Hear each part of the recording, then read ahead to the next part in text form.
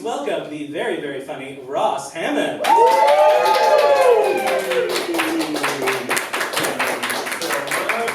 Hello, everybody. Yes, my name is Ross Hammond, and the first thing that you should probably know about me is that my apartment has his and hers sinks, which is very fancy. The only trouble is that I live alone, so really what my apartment has is my sink and a very complicated bidet. Another thing that you can probably tell about me is that I am inconveniently tall. 6'5" to be precise, and some people will tell you that that is too tall. Me, I'm telling you, I'm simply too tall. And I do know that this is a weird thing to complain about because height is apparently enviable. I'm aware that the smalls are jealous of the talls. You tell us all the time. But what a lot of you regular-sized folk don't realize is that it's not just all skinny jeans and roller coaster rides, Kenny. Like, for most of us, the life of a tall person is one of getting pushed to the back of group photos and being afraid of ceiling fans. Oh, dear. There are some perks. Obviously, there are some perks. I know that people are attracted to height, which boggles my mind. Like, I know that sometimes some people will hear that I'm over 6 foot and they'll think to themselves, ooh, yes, please. And that just doesn't make any sense to me. Because anytime I see someone over 6 foot, I just think, ooh, there's someone who also has a hard time buying pants. Neat. But that is a dangerous assumption, as I have found out. The first time I met somebody who is now a very good friend of mine, she was quite a bit shorter than me. She still is, in case you're worried. But because of the height difference, our first conversation went pretty much exactly how you'd think. I said, hi, I'm Ross. And she said, wow, you're so tall. Which you should never say to a tall man, because we all just think, all right, fetish fulfilled, nice. Looks like old Skeletor here is finally putting his gangly frame and shitty bones to some use. All right. But then she continued her sentence by saying, it would be so weird if we dated, huh? Ha! Which is a hell of a second thing to say.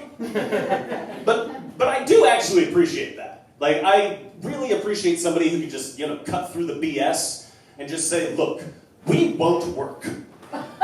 Do not flirt with me. I am not that into Slender Man.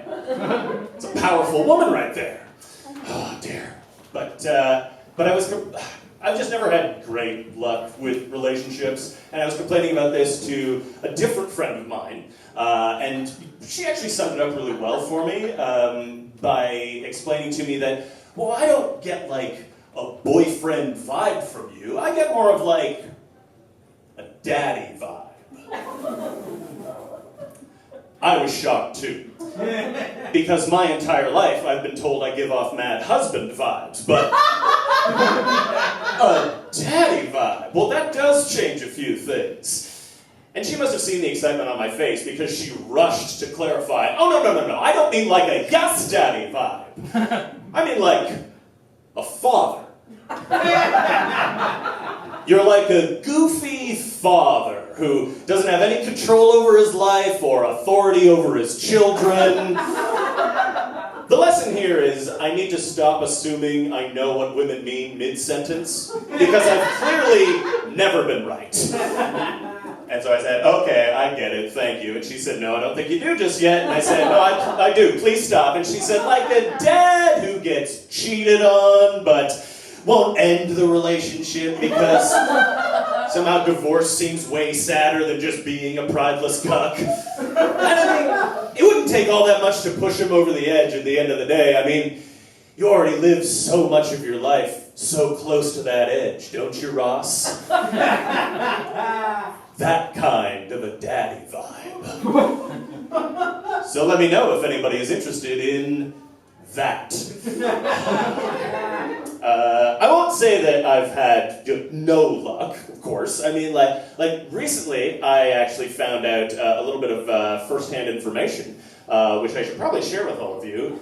Did you know that people's names is the only form of personal information that is acceptable to yell out in bed?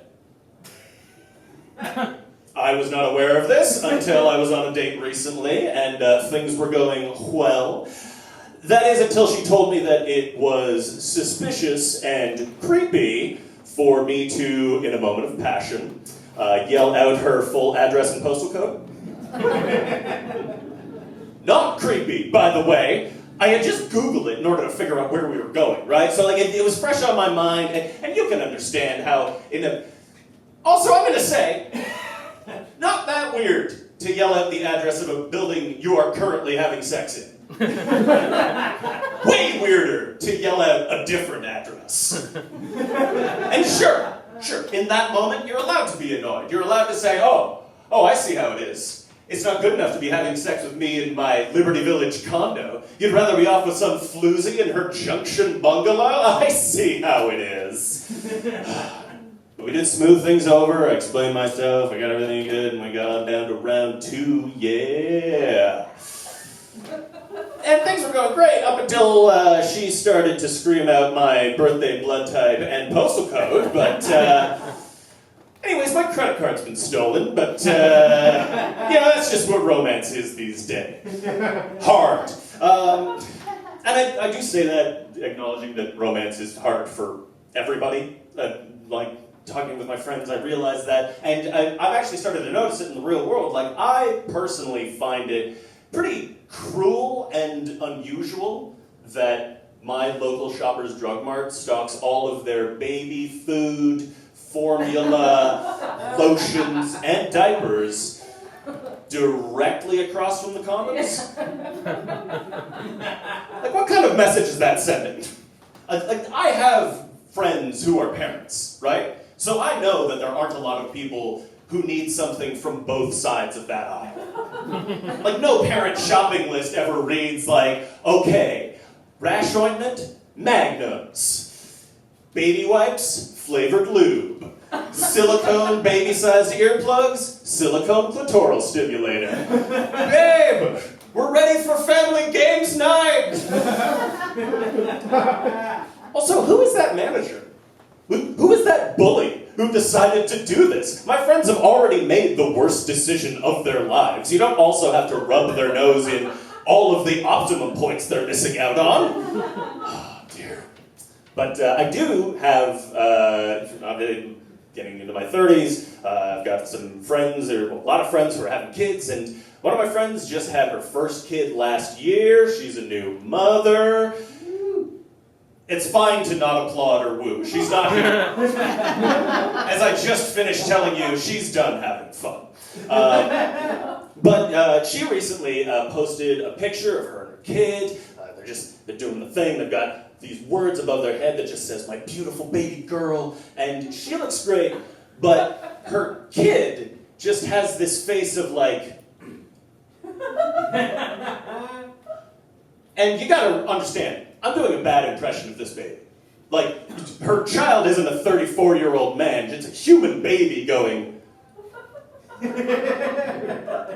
And what gets me most is, this was one of, I'm sure, 900 photos that were taken that day, which means that this was the best one. Oh, dear. But I do love that, because I like when parents have the courage to show pictures of their children looking skeptical. Like, I like seeing photographic proof of your kid just going, "Bitch, who is this for? You're not tagging me. My follower count's not shooting up. I don't have an Instagram. My head's not even solid yet, Mom. I'm not some 32-year-old first-time mom who's just in it for the likes, Lorraine. You gotta get me blowing up on TikTok if you want to make this worth anybody's time, you old has-been. Now whip them titties out. I'm hungry. That's how all babies talk, by the way. I've asked around. Anyways, you guys have been a treat. An absolute pleasure. Let's do this again sometime. Keep it going for Dan!